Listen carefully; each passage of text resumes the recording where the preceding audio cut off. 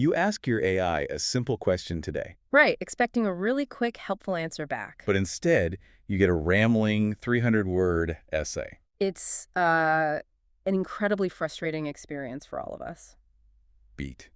Today, we're going to fix this wordiness forever. You're going to keep your chat interfaces completely clean. Welcome back to another deep dive. You are the learner, and we're glad you're here. We're unpacking a powerful 3-layer system today. It guarantees concise, razor-sharp AI responses every single time. We're going to cover the prep, the prompt, and the rework. This framework is going to save you a massive amount of time. Beat. I have to make a vulnerable admission right up front. Oh, yeah. What's going on with your prompts? Well, I still wrestle with massive walls of AI fluff myself. It happens to the absolute best of us, honestly. I'll ask for a basic coding fix while working. Let me guess, you get a whole history lesson. Exactly. It gives me a massive textbook on programming history. It really makes you wonder why the default is so verbose. What is happening under the hood that makes it over-explain? It all goes back to how these massive models actually learn. Beat. Let's start right at the root then. Why is the AI so incredibly wordy anyway? What is the underlying mechanism causing this behavior?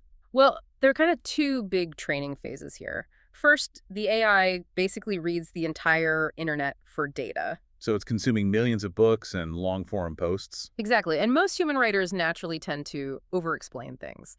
Bloggers repeat concepts to help readers understand them much better. So the AI simply copies that repetitive human writing habit. Yeah, and then comes the second major training phase. Beat. That's what the tech industry calls RLHF, right? RLHF means real people rating answers to teach the AI. Right, and let's think about the psychology of those raters. If you get paid to evaluate an AI's factual answer. You naturally want to reward extreme thoroughness and total caution. Exactly. A massive, comprehensive essay feels much safer to upvote. It feels way safer than a single, blunt, factual sentence. Over millions of interactions, the AI learns a very clear lesson. It learns that being incredibly verbose usually gets a good grade.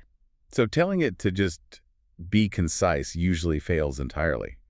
The model is fundamentally wired to think more is better. Yeah, it genuinely thinks it's giving you the best service. Beat. Let's think about the coffee example I tried recently. Oh, I love this one. What did you ask it? I asked for simple pour-over coffee steps for my morning. And it gave you the entire history of coffee, right? I got a massive paragraph on Ethiopian highland coffee beans. I got another whole section on the ideal water pH level. Then I got health warnings about daily caffeine intake limits. The AI genuinely felt it was being incredibly helpful there. A human rater would have probably loved that thorough answer. But for a busy user making breakfast, it's completely useless. This creates a massive hidden cost in the overall system. Long answers do not just waste your valuable personal time, they actually degrade the AI performance over a long chat. Beat. This brings us to the context window limit. Context window is the AI's short-term memory capacity. Right, and for ChatGPT, it handles about 128,000 tokens perfectly. Tokens are just chunks of words the AI processes. That equals roughly 100,000 words in total. It sounds like a totally endless amount of space. But it's exactly like stacking Lego blocks of data. Every single extra word is another Lego block used up. Think of it exactly like your phone's internal storage space. If it gets totally full of junk, the system drags. Long, rambling answers quickly clog up the AI memory banks. It makes the AI forget earlier details in your conversation. I spent months testing this with various travel planning prompts. What happened when the context window started getting full? In one long chat, it started mixing up European cities. That happened by the 10th reply quite easily. The short-term memory window was totally clogged up. Completely clogged. And research from Anthropic actually backs this concept up completely. They found that compact responses maintain high quality much longer. The model stays significantly sharper when it speaks a lot less. Beat. Do long answers actively make the AI dumber over a long chat? They absolutely do.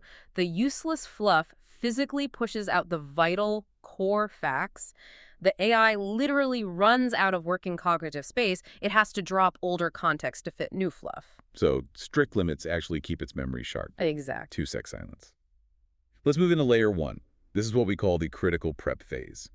This involves using specific permanent system instructions. Most major AI platforms have a spot for system instructions. You can set them in custom GPTs very easily today. In Google Gemini, you will find it under their gems. And for Claude, you use their specific projects feature. These instructions act like a permanent, invisible background guide. Why does this work so incredibly well for users? Because the AI always reads these rules first. It processes them deeply before it ever sees your prompt. It fundamentally shapes how the entire neural model thinks. Adding rules here cut my response lengths immediately. They literally dropped by half right away. We need to define those exact length limits clearly. You recommend setting specific rules for different question types? You can literally copy these rules right into your settings. For simple questions, demand exactly 1 to 2 sentences, always. For medium questions, use a strict 3 to 5 sentence limit. Complex questions get a single paragraph summary at most. Then, you allow it up to 5 concise bullet points. Beat. There's one crucial addition to these rules.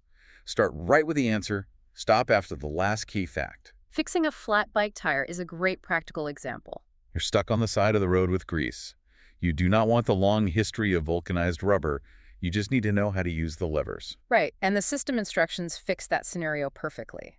Because you defined a complex question structure long beforehand. The AI knows to give one quick summary paragraph. Then it drops straight into 5 actionable, clear bullet points. You fix the flat tire and get riding again. Beat.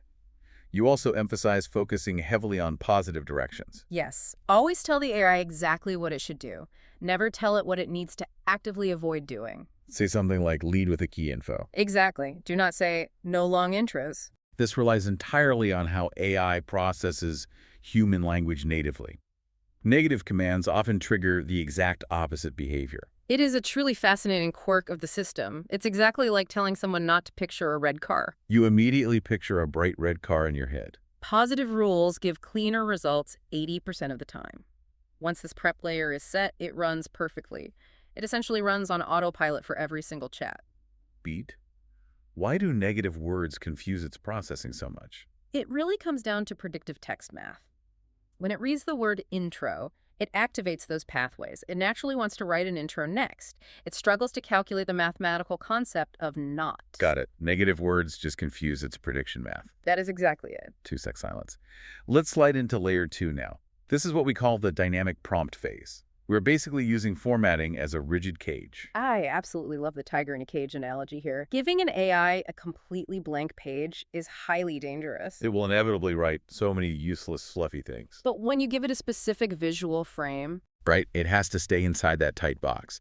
The visual shape actually matters much more than your words. it all comes down to the underlying next word logic.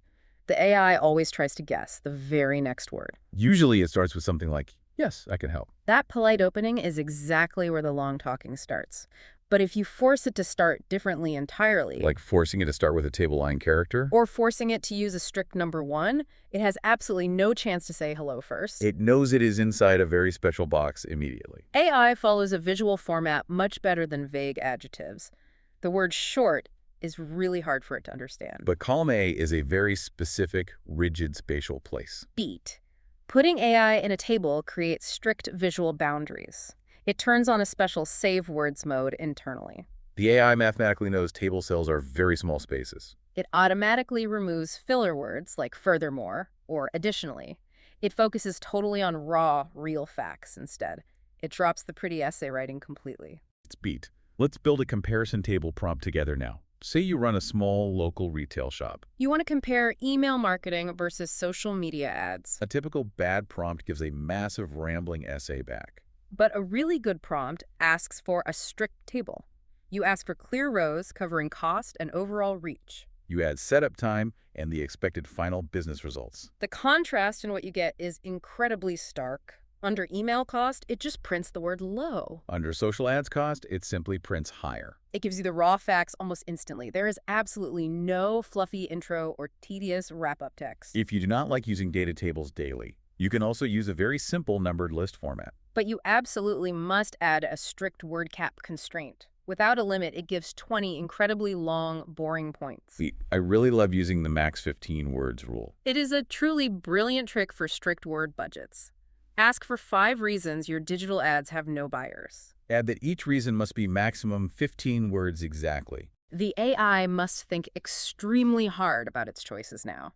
It has to carefully choose the absolute best words available. It runs out of word budget instantly otherwise. You can also use strict, step-by-step sequential limits. Tell it exactly how to run a Facebook ad campaign. Write 5 steps, exactly one simple sentence each. Instead of a scary guide, you get simple, actionable steps. Indeed. Does a visual table physically change how it searches for facts? It really changes the entire internal generation process completely. It stops pulling fluffy context to fill small data cells. It restricts its search strictly to raw data points. Visual boundaries force it into a strict word budget. Exactly. It works perfectly every single time. 2-sec silence. Welcome back to the deep dive. Even with great prep, some long answers just slip through. That brings us nicely to layer 3 today. This is what we call the dynamic rework phase. It's basically like editing heavily after the first draft. You really need to use the quick sharpen trick here. If you get a really wordy reply back, you reply with a very specific, rigid command string. Cut this by exactly 60%. Take out all the vague parts.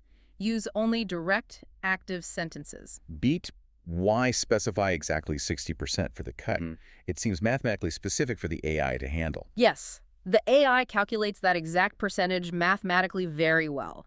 Take out vague parts, specifically targets those fluffy, weak statements. It naturally drops evasive phrases like, well, it depends. Direct sentences keep the final output incredibly snappy. 200 words on exercise routines shrinks incredibly fast. It suddenly becomes 80 words of pure, actionable steps. It sharpens everything without losing any core, vital info. They scour web data and build massive, comprehensive reports. Sometimes these AI reports are 30 pages long. Dealing with those massive files requires a special trick. You copy the entire massive text report first. Then you open a brand new, totally blank chat window. You paste it and give a very strict prompt. Pull out only the main actionable steps from this. Skip all the background history and the extras. Focus strictly on how to apply it today.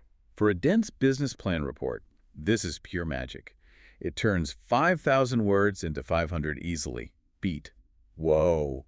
Imagine it compressing a 5,000-word monster report into 500 actionable words in seconds. It really feels like having a secret research superpower. But you should ask yourself if you actually need deep research. For most daily tasks, you absolutely do not need it. Just use a strong model like GPT 5.2. Use it with the standard web search feature turned on. Basic search covers 85% of needs much quicker. Save the deep mode strictly for major market analysis projects. Beat. We also definitely need to discuss chain prompts. I used to write massive 3-page prompts myself. The AI often ignores vital rules hidden in the middle. Researchers actually call this the lost in the middle problem. AI usually remembers the start and the very end well. But it completely forgets the center of long prompts. You need to break complex prompts into small, logical steps. It totally removes that forgotten middle part entirely. The feedback loop and chain prompting is truly amazing. You execute step 1, and you carefully review it. If the tone is slightly wrong, you fix it immediately. You correct it before ever moving to step 2. If you wait until step 10, the output is ruined. You have to rewrite the entire 3 pages again. Small steps keep the AI completely focused and grounded. It creates a powerful, real-time, interactive feedback loop. It is exactly like a teacher and student working together. You catch and fix tiny mistakes as you go along. Why is opening a brand new chat for the report summary so vital? It completely clears the context window of previous conversational baggage. It stops old, wordy fluff from bleeding into the news summary. A fresh chat wipes the memory slate completely clean. Spot on. 2-sec silence. Let us slowly synthesize this entire system. We have built a powerful 3-layer system today. Layer 1 is the crucial prep phase. You cement positive system instructions and hard sentence limits. You set these up before you ever start chatting. Layer 2 is the rigid prompt phase. You build visual cages using data tables and lists. You strictly apply word budgets to every single request. Layer 3 is the dynamic rework phase. You use the exact 60% cut rule often. You use chain prompting to edit everything on the fly. The ultimate payoff here is really quite massive. Getting straight to the point saves your valuable personal time. But it also perfectly preserves the AI's short-term memory. It keeps the cognitive tool razor sharp for complex tasks. Your chat environment stays incredibly clean and highly useful. Beat. I want you to start very small today. Do not try to overhaul everything at once. Go into your AI background settings later today. Just add one simple positive rule about output length. See how it completely transforms your daily conversational results. You really must become the strict boss of it. Beat. I want to leave you with a final thought. We constantly force these incredibly vast models into tiny boxes. We demand strict, concise, rigid outputs from them constantly. If we constantly do that, do we ever risk losing the beautiful, unexpected connections they might make? What if we just let them wander a little bit? Pete, thank you for taking this deep dive.